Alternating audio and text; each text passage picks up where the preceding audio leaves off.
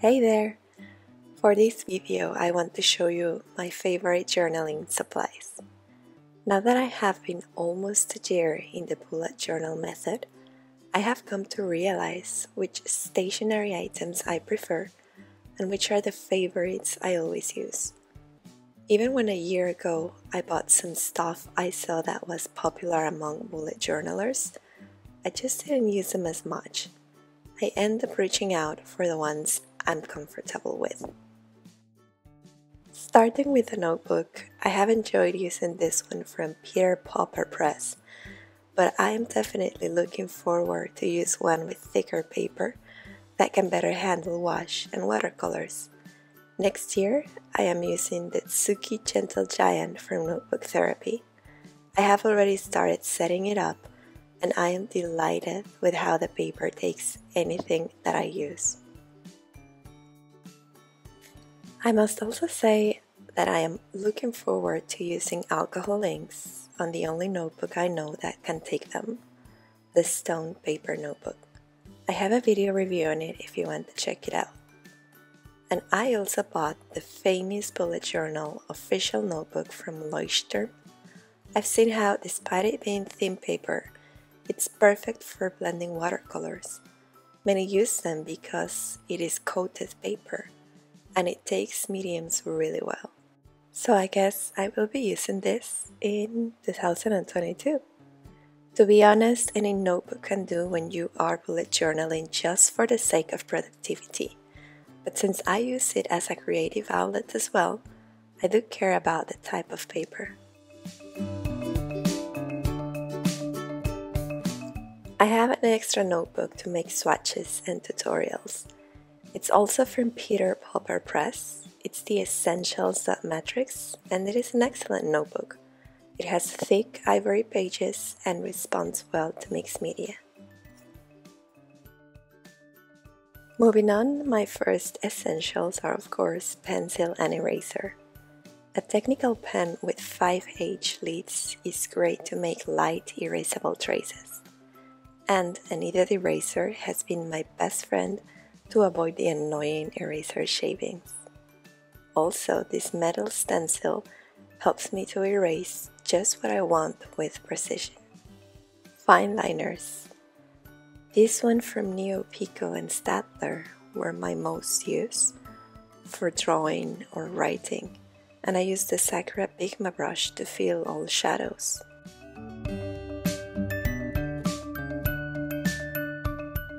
This permanent fine liner from Zebra comes in handy for when I want to write over washi tape.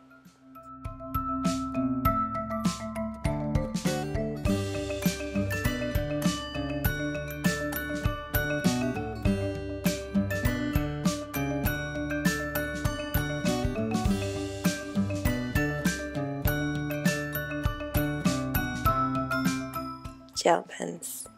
I write with a regular black Pilot G2, but my most used one is the Pentel Hybrid Gel Grip in white.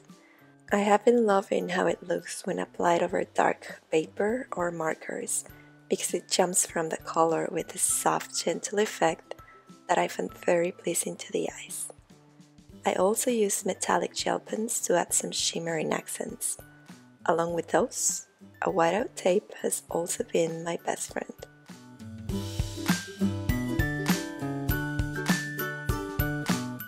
Markers. I love writing with the Tombow Twintones, as well as with the Stabilo .88. I use both of these a lot more than the black gel pen.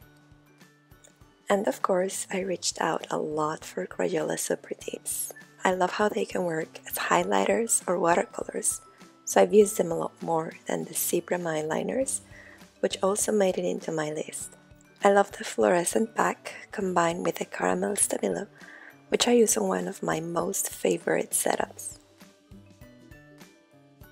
Although I bought the Tombow dual brushes, I must admit that since I'm not very good at calligraphy yet, I didn't use them that much, except for making lines.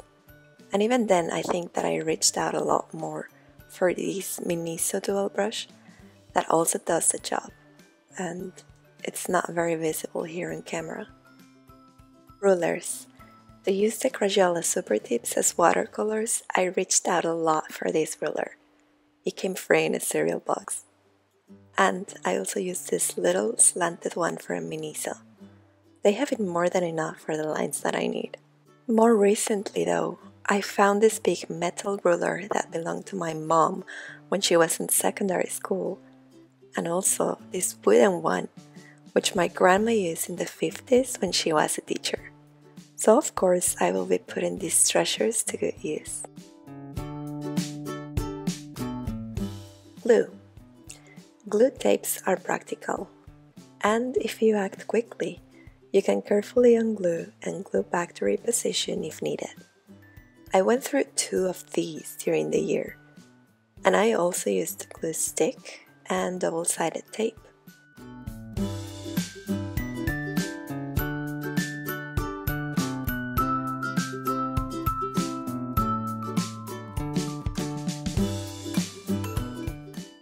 Scissors. My favorite are these little ones that come in this Swiss Army knife, and I like them for precision.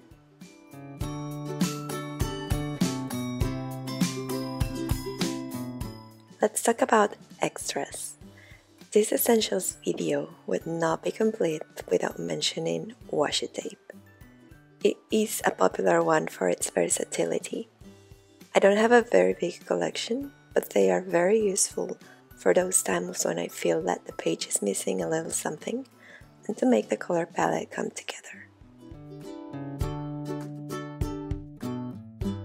Stickers. I was obsessed with them as a child, but now I often prefer to draw myself. They are a good backup for when you are out of time or ideas, and they are also excellent fillers for empty spaces, especially the ones that are planner stickers and serve as labels. The sticker business is blooming among journalers, and so the options are endless for both physical or digital stickers. But you don't have to spend anything either. I have a video on how to make stickers. If you're interested, I will link it below. Kraft Paper. The way it looks with the white gel pen is another one of my obsessions. And actually, this paper is the one thing that I can get for free. Many companies use it for packaging, so I am always saving those extra sheets, and now I have Kraft Paper for life.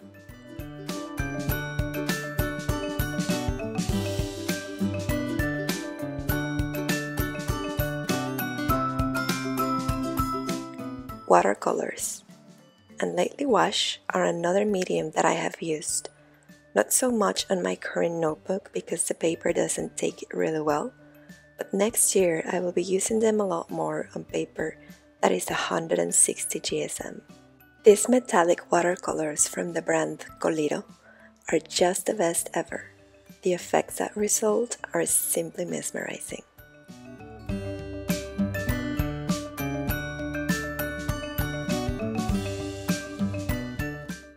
Along with this, a water tank brush has been very practical, but I also use other regular brushes for precision and to have better control of the amount of water that I use.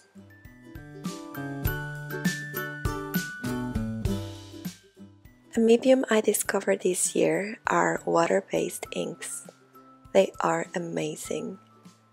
The herbine inks that I bought react in unexpected ways to water, changing color and never losing their little golden specks. I used it a lot combined with the markers, and I just love the vintage old feeling that they give. And last but not least, the #1 time savers are stencils and stamps. I just own these calendar and alphabet stamps, and I didn't use them much. Again, I usually prefer to write things myself. They are good for when I'm busy and still want to do something detailed. The retro stamp look that they have is something that I love, so I enjoy using them whenever I am in the mood.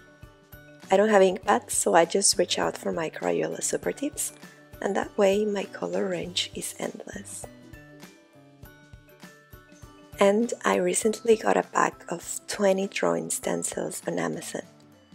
This is because I bought a blank page notebook and I want to experiment putting layouts together with the aid of these shapes.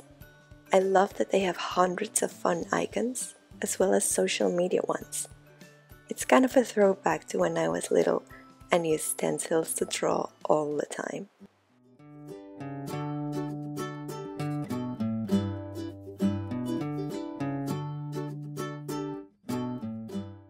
And that's it for my favorites and essentials. This is just to show you what I use and love. In the end, everyone will use what they are most comfortable with and what makes the bullet journal method an effective productivity tool for them. I personally have always been a stationery addict, and drawing is one of my passions, along with using different mediums and tools. By the way, I have a package of alcohol markers coming my way, and who knows, that might be a new favorite. There are so many more materials one can use, so let me know your favorites in the comments below. Subscribe if you want to follow my bullet journal journey, and thanks a lot for watching.